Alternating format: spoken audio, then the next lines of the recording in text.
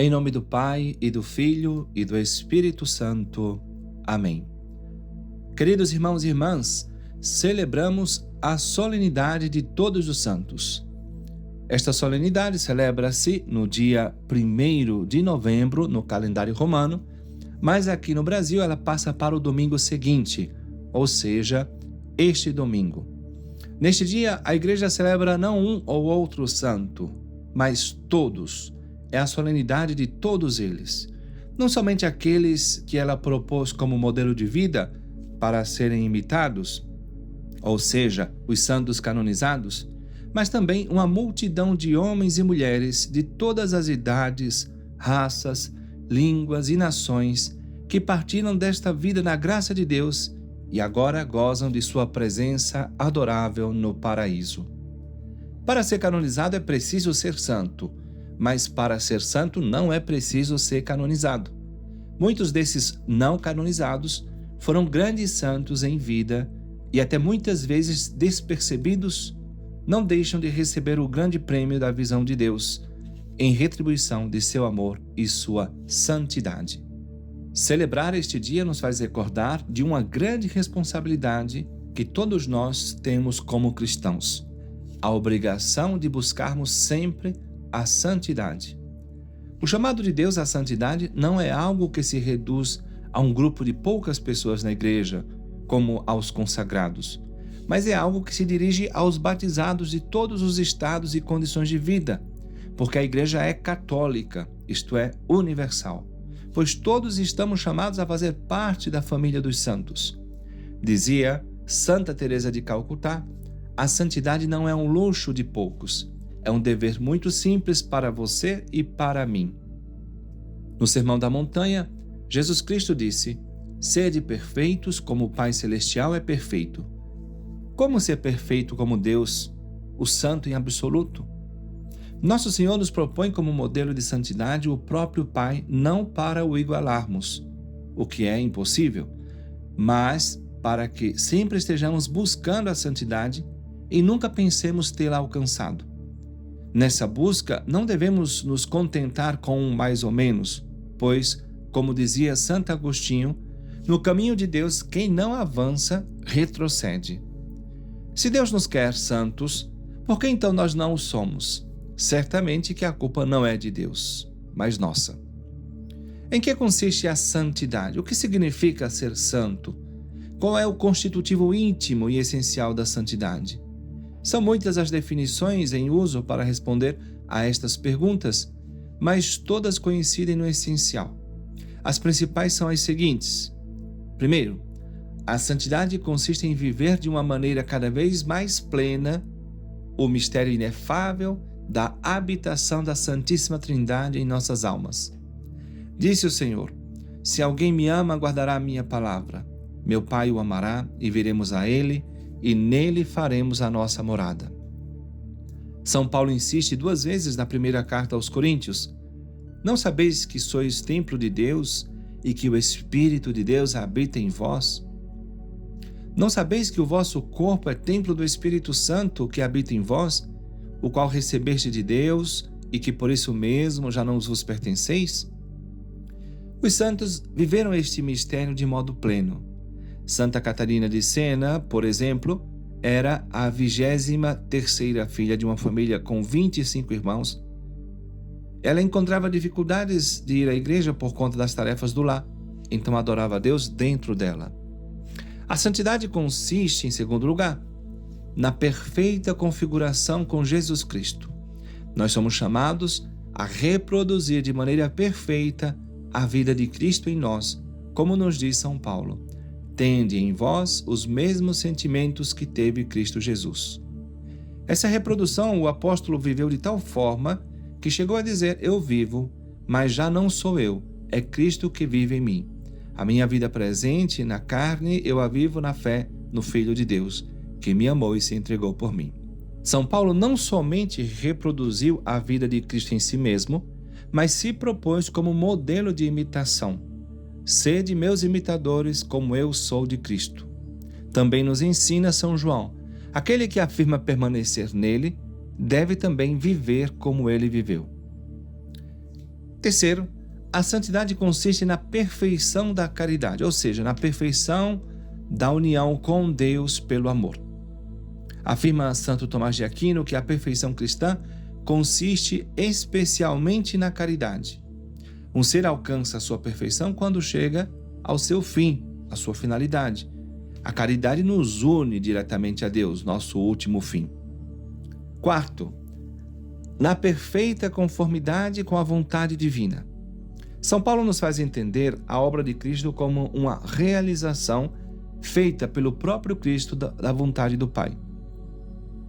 Ao entrar no mundo, disse: Eis que venho para fazer a tua vontade. Em numerosas passagens do Evangelho, Jesus revela que sua missão é realizar a vontade do Pai. Meu alimento é fazer a vontade do Pai. Pai, seja feita a tua vontade. Pai, se é possível, afasta de mim este cálice, contudo, seja feita a tua vontade. Como fazer, então, para sermos santos?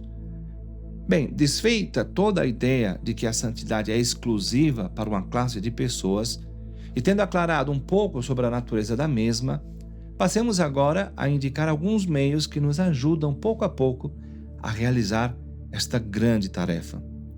Por isso, não nos esqueçamos que a santidade é o maior bem do ser humano e, como tal, é uma tarefa árdua e querida por Deus e para todos. Por isso, sejamos grandes colaboradores de Deus na obra que Ele exerce na santificação de nossa alma. Conta-se um episódio na vida de Santo Tomás de Aquino que, uma vez interrogado pela sua irmã sobre que coisa deveria fazer para chegar à santidade, ele se limitou a responder: querer. A nossa santificação é e será sempre uma decisão, um ato da nossa vontade. Santo só é quem quer ser e Deus não pode desconsiderar essa realidade. Esse papel de colaboração é tão importante que Santo Agostinho dizia: Deus que te criou sem ti, não te salvará sem ti. Vou indicar agora alguns meios praticáveis por todos e que levam à santidade. Em primeiro lugar, a oração. A oração é imprescindível para a vida da alma e tem tanta eficácia para nos santificar que os santos repetiram com insistência este adágio: sabe bem viver quem sabe bem orar. E na verdade a oração produz 3 efeitos maravilhosos. Primeiro, nos desapega das criaturas.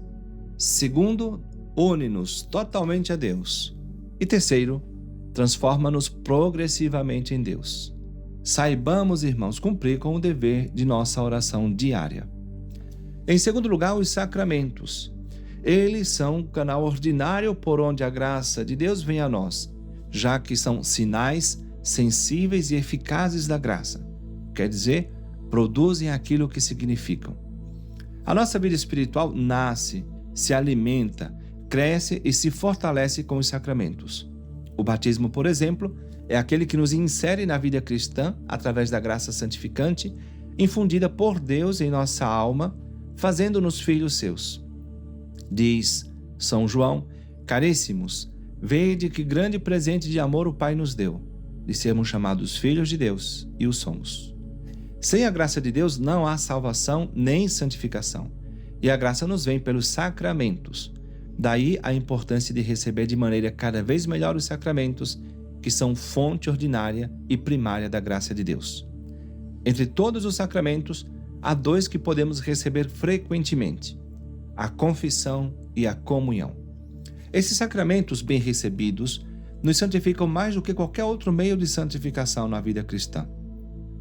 Em terceiro lugar, o cumprimento do dever de Estado. A santidade, como sabemos, consiste na perfeição da caridade, ou seja, no amor a Deus sobre todas as coisas e ao próximo como a nós mesmos. Esse amor a Deus na nossa vida se expressa pela fidelidade ao nosso dever de Estado.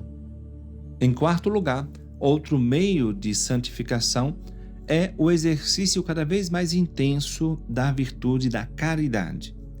A santidade, como sabemos, é a união com Deus pelo amor de caridade, e esse amor cresce quando se exercita de maneira mais intensa. Daí que devamos amar cada vez mais a Deus e ao próximo. A caridade é o termômetro que nos mostra a graduação de nossa santidade através do nosso amor a Deus e ao próximo. Sendo assim, nos esforcemos para atingir altos graus, já que, no entardecer da vida, seremos julgados no amor, dizia São João da Cruz. Em quinto lugar, outro meio de santificação é a devoção à Nossa Senhora. Não menos importante é a devoção à Santíssima Virgem, já que foi por ela que Jesus Cristo veio ao mundo e é também por ela que deve reinar no mundo.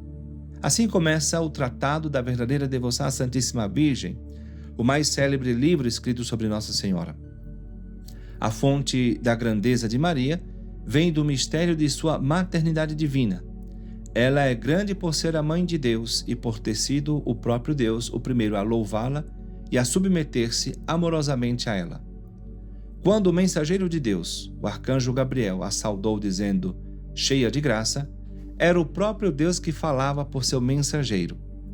Dizia São Luís Maria Grignion de Montfort, Maria é o caminho mais seguro, perfeito, rápido e fácil para chegar a Jesus. E São Bernardo, a quem Deus quer fazer grande santo, o faz primeiro grande devoto de Maria. Queridos irmãos, termino fazendo minhas as palavras de Dom Henrique Soares, saudoso bispo de Palmares, Pernambuco. No mundo que vive estressado, que corre sem saber para onde, no mundo que já não crê nos verdadeiros valores, porque já não crê em Deus, contemplar hoje todos os santos é recordar para onde vamos e qual é o sentido da nossa vida. Não tenhamos medo de ser de Deus, não tenhamos medo de testemunhar o Evangelho, não tenhamos medo de alimentar nossa vida com Cristo, na sua palavra e na Eucaristia, para sermos inebriados da vida do próprio Deus. Infelizmente, muitos hoje têm como heróis os atletas, os atores, os cantores e tantos outros que não têm muito ou até nada para nos ensinar.